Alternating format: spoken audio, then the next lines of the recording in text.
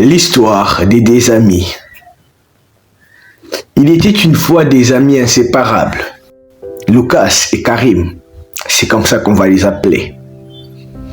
Des amis qui avaient grandi dans un quartier modeste, là où l'amitié sincère et les rêves ambitieux étaient souvent les seules richesses à leur portée. Malgré les obstacles, ils avaient su tracer leur chemin, main dans la main, vers les horizons inattendus. Ils avaient tous deux fréquenté les mêmes écoles. Lucas venait d'une famille plutôt aisée, ce qui lui avait permis de poursuivre des études universitaires. Karim, quant à lui, n'avait pas eu cette chance. Malgré son intelligence et sa capacité à résoudre n'importe quel problème avec un esprit vif, les moyens financiers de sa famille étaient limités. Mais son ambition, elle ne l'était pas.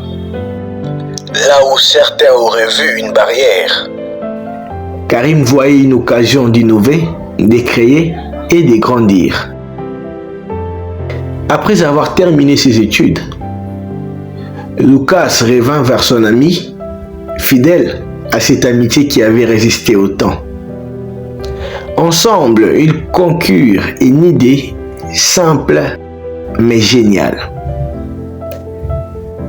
La fabrication des stylos. Pourquoi des stylos, me direz-vous?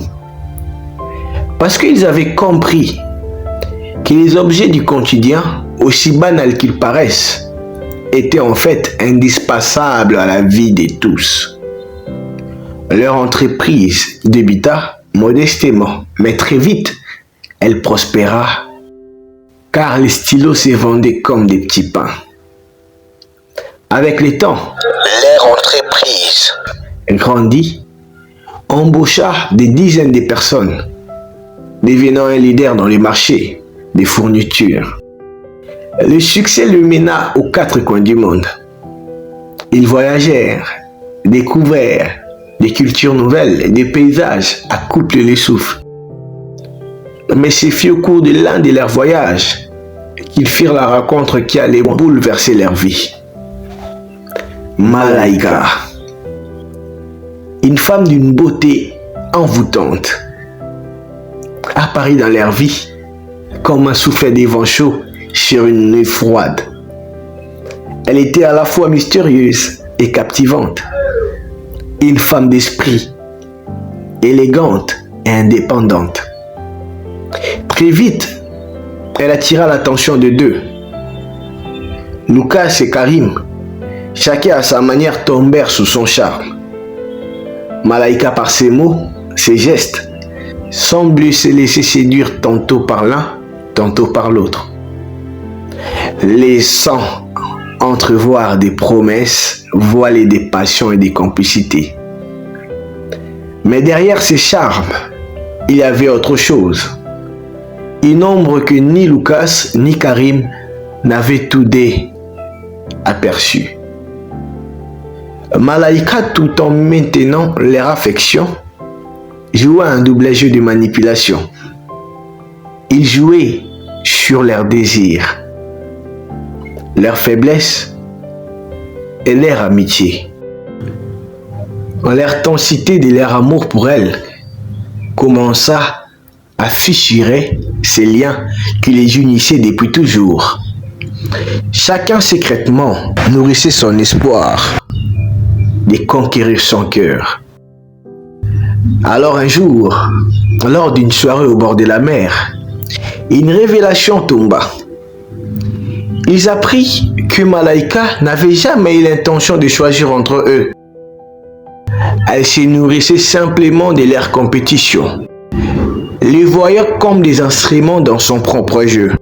Blessés, trahis, Lucas et Karim s'éloignèrent, chacun perdu dans sa propre douleur. Réalisa que la femme qu'ils aimaient les avait montés l'un contre l'autre. Leur amitié semblait brisée, mais le temps, ces grands guérisseurs, commença son travail. Peu à peu, il se rendit compte que Malaika n'était qu'un mirage, une illusion qui les avait temporairement aveuglés. Ce qui comptait vraiment, c'était l'amitié qui les avait liés depuis toujours. Et bien plus fort qu'un amour éphémère, ils comprirent que le vrai trésor dans la vie ne se trouve pas dans la poursuite des désirs égoïstes, mais dans les liens authentiques qu'ils ont battus avec les autres. Après cette épreuve, Lucas et Karim firent une promesse: ne plus jamais laisser quelqu'un ou quelque chose se dresser entre eux. Mais leur aventure ne s'arrêtera pas là.